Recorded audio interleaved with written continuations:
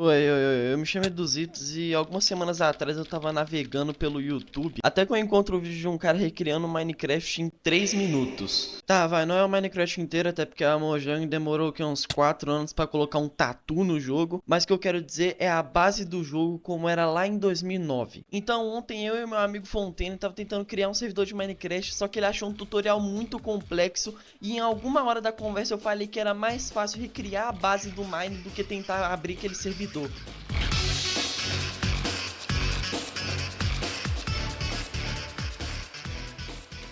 Ok, vamos lá. Eu acredito que a maioria das pessoas deve conhecer o Python, que é uma linguagem de programação. Ele por si só já é uma linguagem muito boa, que dá para fazer várias coisas, mas se você quiser ir além, tem as extensões. E com essas extensões é possível fazer jogos, se conectar com servidores e etc. Eu espero que eu tenha conseguido explicar essa parte direito. Beleza, então a primeira coisa que eu precisei fazer foi baixar o Python, depois instalar o Ursina Engine, que é a extensão que a gente vai usar para poder recriar o nosso Minecraft. E aí eu abro o Visual Studio Code e eu não faço a menor ideia do que eu tenho que fazer. Tá, é brincadeira, eu já sabia o que eu tinha que fazer porque eu já tava com o tutorial aberto. Beleza, então o primeiro código que a gente tem que digitar é para importar o Ursina para dentro do Python e fazer com que todo o código que a gente escrever for lido como Ursina e não como Python. E repare o tanto que eu errei para poder escrever esse código de 4 palavras. E agora a gente adiciona um outro código pré-pronto que cria um personagem 3D. Ele não propriamente adiciona um modelo 3D, mas ele adiciona a câmera de um modelo 3D que já tem colisão nela. Beleza, depois de adicionar a câmera do jogo, a gente adiciona esses dois códigozinhos aí, que é como se fosse um identificador de espaço do HTML. Eu esqueci o nome técnico dele agora, mas é essa coisinha que tá aparecendo na tela.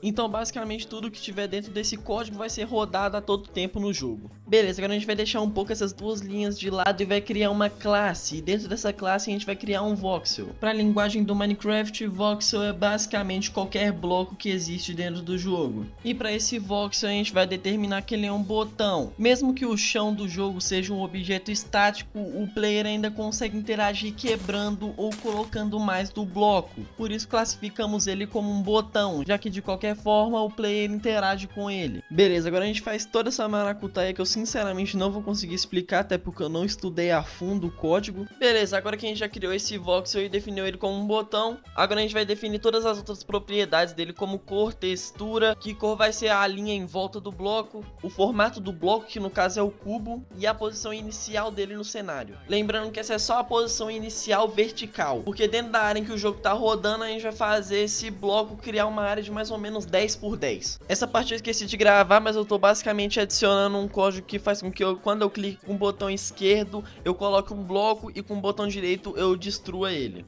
Olhando desse jeito, parece ser um código meio grandinho, e eu achei mesmo, mas é basicamente um if keyboard check do Game Maker. Agora a gente escreve um código que cria a base 10 por 10 dentro do cenário e adiciona o player. Agora a gente clica para testar o código e eu erro o código.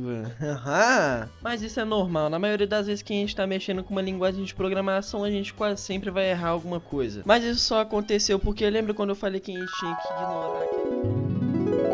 Beleza, agora a gente vai deixar um pouco essas duas linhas de lado e vai... Não, Eduardo, a gente não vai deixar as linhas de lado, a gente vai justamente escrever dentro delas, seu imbecil, mano, seu incompetente. Por que você não pensa que o que você tá escrevendo tem que ser rodado todo segundo no jogo, mano, seu burro? Tá bom, agora que eu deixei a burrice de lado e consegui consertar o código, quando a gente clica pra rodar o jogo e tá lá, moleque. Mas como as coisas não são tão fáceis assim, porque as coisas nunca são tão fáceis assim, a base do jogo ainda é cheia de problemas, como por exemplo a distância em que eu posso quebrar os blocos, como nessa parte que eu mostro que eu posso quebrar os blocos de uma ponta a outra do cenário. O segundo problema é que a física do jogo é completamente bugada, fazendo com que toda hora eu entre em um bloco só por colocar ele embaixo de mim no chão. Não, esse jogo tá uma bosta. Obrigado, Fontaine. Mas o terceiro problema que eu ia apontar antes do Fontaine dar o feedback dele é que ainda falta a geração procedural do mundo. Ou seja, tudo que a gente tem é esse espaço 10 por 10 que não dá pra modificar muita coisa. Mas então é basicamente isso. Eu não tenho certeza se eu pretendo continuar esse projeto, até porque Python não é uma linguagem que me interessa muito pra continuar. Mas se esse vídeo for bem recebido, talvez eu tente aprimorar mais o jogo. Então é isso. Falou!